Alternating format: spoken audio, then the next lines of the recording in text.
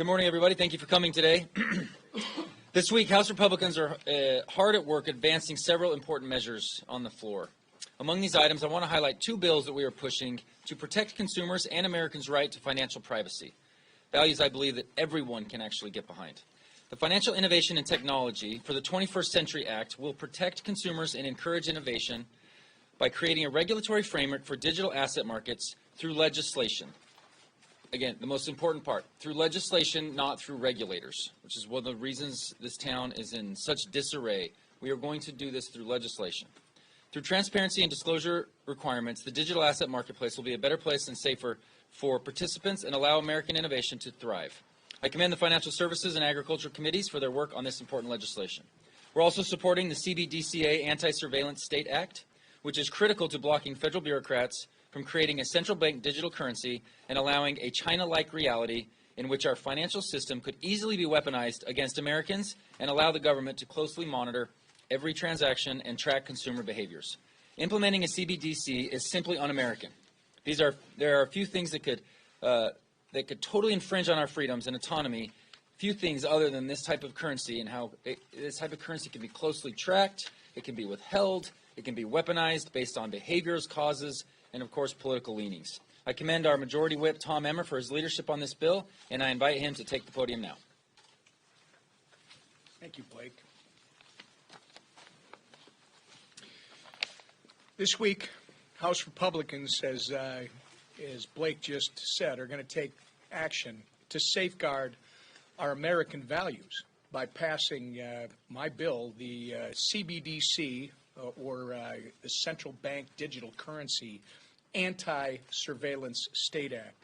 With this legislation, we're going to stop unelected bureaucrats in the Biden administration from using a central bank digital currency, again, a CBDC, that threatens to destroy the American way of life. Unlike decentralized digital assets such as Bitcoin, CBDCs are a digital form of sovereign currency designed, issued, and monitored by the federal government. In short, a CBDC is a government-controlled, programmable money that, if not designed to be just like cash, open, permissionless, and private with a capital P, it not only could, it will give the federal government significant transaction level data on individuals and the ability to suppress politically unpopular activity. We've already seen examples of foreign governments weaponizing their financial system against their citizens. In China, the Communist Party actually has the digital yuan that is being used to monitor its citizens, and they are building social scores based on behaviors. Again, that's an anti-American approach. Close to home in the Western Hemisphere, Canada froze the bank accounts of hundreds of truckers protesting the vaccine mandate in 2022. If you think it can happen, think again. It has, and it will if we allow this to happen here. It's naive to believe that your government will not weaponize the tools that it has to control you. This may be why the Biden administration issued an executive order placing urgency on CBDC research and development. All signals point towards this administration developing a CBDC that can and will be used to surveil and control Americans. The Federal Reserve has even described it. Don't listen to them when they tell you that they're not doing anything. The Federal Reserve has already described CBDCs as one of their key duties in a document that was provided to my office. In doing this, the Biden administration has proven they are itching to trade Americans' right to privacy for a CCP-style surveillance tool. House Republicans are not going to let that happen. 165 members of our conference have co-sponsored our CBDC Anti-Surveillance State Act, and it has garnered wide industry support. This bill ensures that Congress, not the administration or the administrative state more specifically, retains the authority over the United States digital currency policy so that it reflects our American values of privacy, individual sovereignty, and free market competitiveness. If not open, permissionless, and private, again with a capital P, like cash, a CBDC is nothing more than a big government surveillance tool that will be weaponized to oppress Americans' freedom and right to privacy. I encourage all of my colleagues, Republican and Democrat, to support this bill, which protects innovation and defends against an ever-expanding government surveillance state. With that, I yield to our majority leader. Well, I applaud the work that the whip has done on this legislation we're bringing to the floor this week. We have two bills that are limiting the ability for unelected bureaucrats in Washington to control digital currency. It's becoming more and more popular amongst people, not just here in the United States, but around the world, who believe in the dollar as a strong way to fund things, as a strong way to conduct commerce. But if they want to have digital currency, they don't want to have the government tracking their transactions.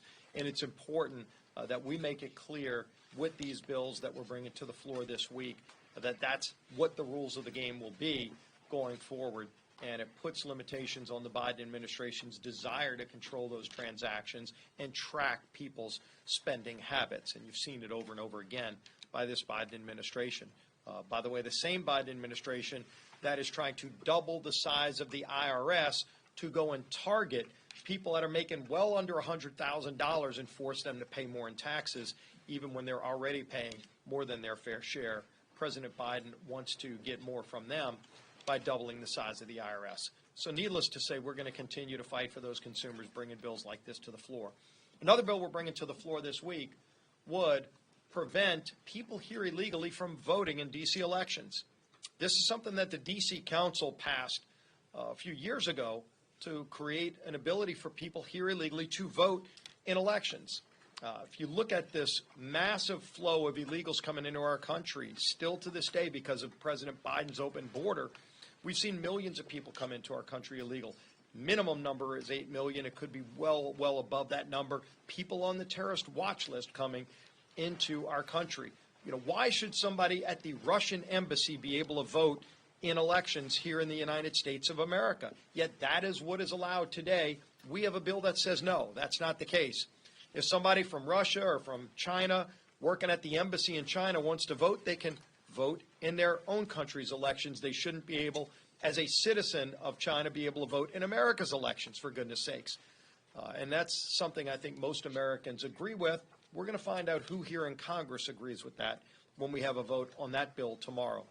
Something that we have been united against is not only the growing anti-Semitism and the growing movement against Israel's right to self-defense, which we have strongly supported, but now you see the International Criminal Court trying to arrest the Prime Minister of Israel for defending his country against a terrorist organization who on October 7th engaged war in barbaric ways against the people of Israel.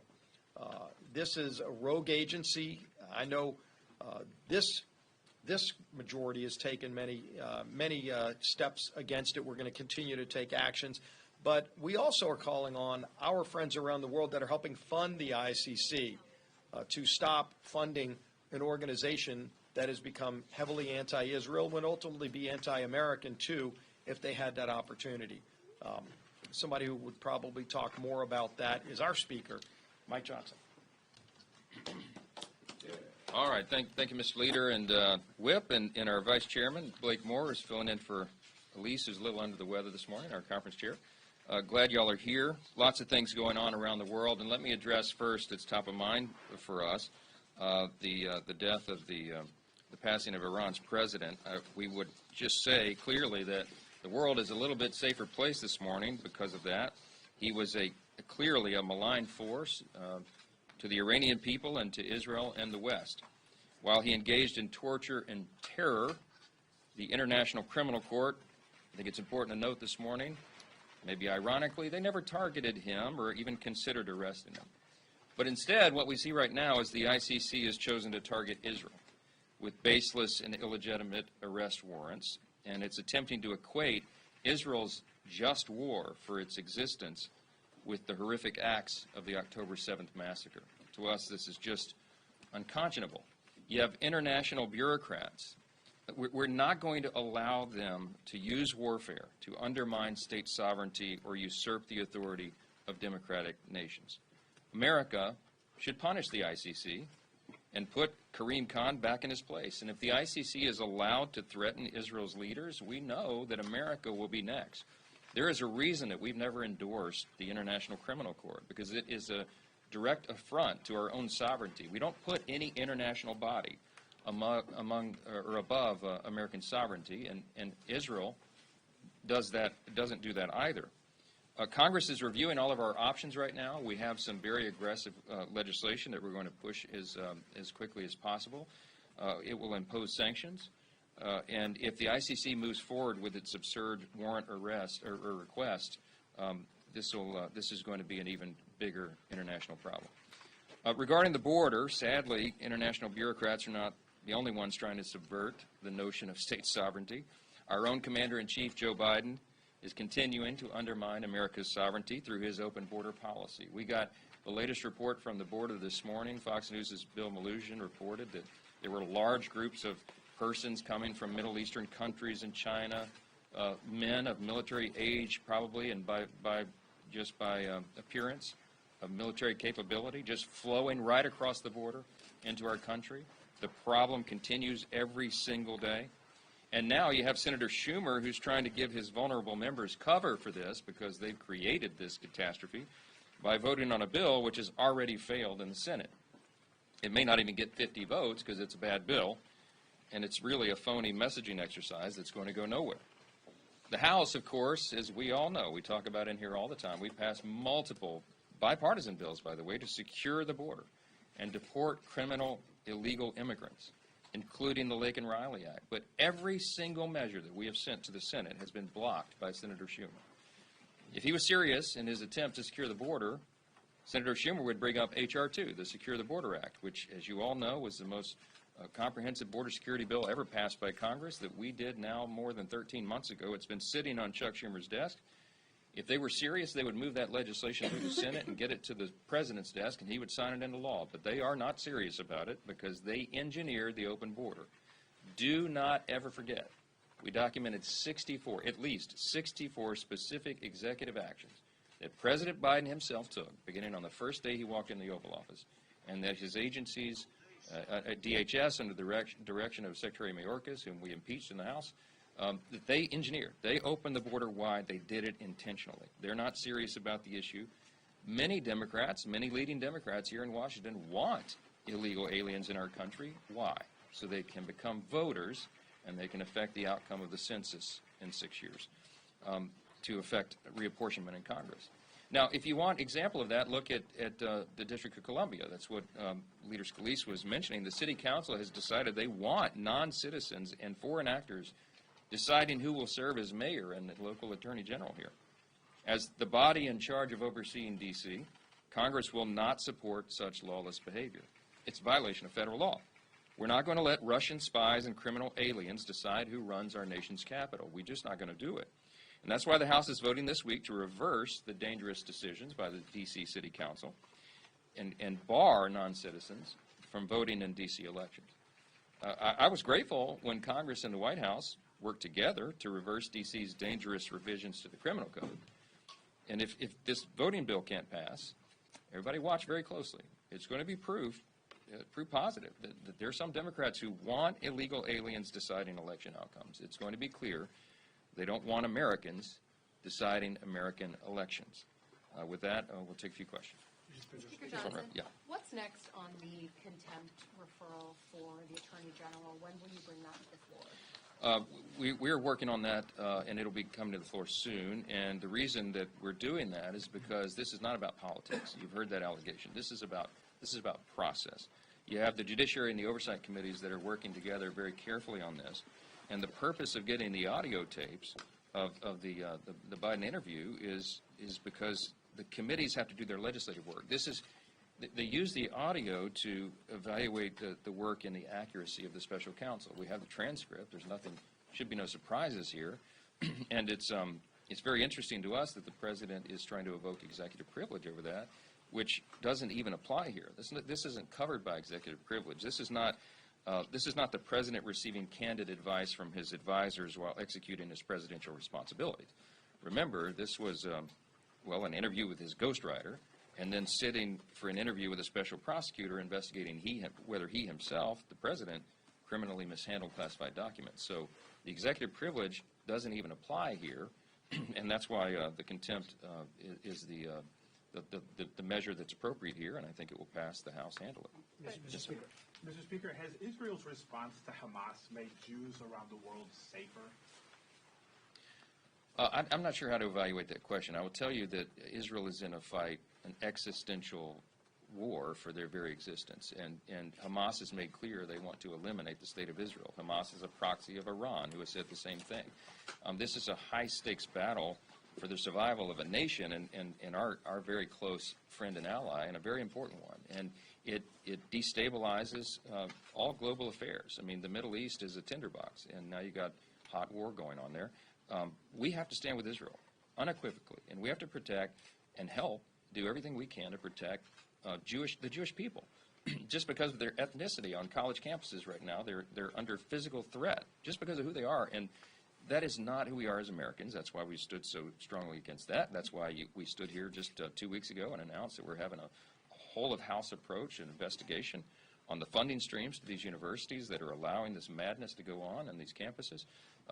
We have to look at every angle and every approach we can to stand with the Jewish people and stand with Israel in their time of great need, and we will continue to do that. House Republicans are going to do that consistently, and that'll be a big theme here. Yeah, second row. Yeah. Thank you, Mr. Speaker. Could you talk a bit more about what kind of coordination you've got with the Biden administration and Leader Schumer on a response to the ICC and possible sanctions, and how closely you might be looking at the Chip Roy Brian Mast bill versus something else altogether? Well, look, there's some great ideas on the table. We're down to the fine points of that. I've spoken about it directly with Prime Minister Netanyahu on Friday, I think it was, and I'm scheduled to talk with him again today. Very clearly, this is a great threat to the international community and to our allies and to us, ultimately, as I explained earlier. So we're getting down to the fine points of that, and hopefully it will be a bipartisan bill, and that everybody will be able to stand together on that. I think we need to send a strong message to the world that this is completely, wildly inappropriate, and we're not going to stand for it. Second row. Yeah. Thank you, Mr. Speaker. What is your reaction to Ireland, Spain, and Norway saying that they would recognize Palestinian statehood? I don't have any reaction to that. I haven't seen the details of their statements or what they're proposing. I would just say this. This is not the time for anybody in the international community, including our own president, to be stepping in and trying to micromanage the affairs in Israel as they're trying to, as I said, fight for their very existence. I think we've got to be very careful about that. And there'll be lots of deliberate discussion about what's next after the war and after this, after peace is restored there. But I think it's premature to do that, and I'm not going to comment on that much further. Yeah.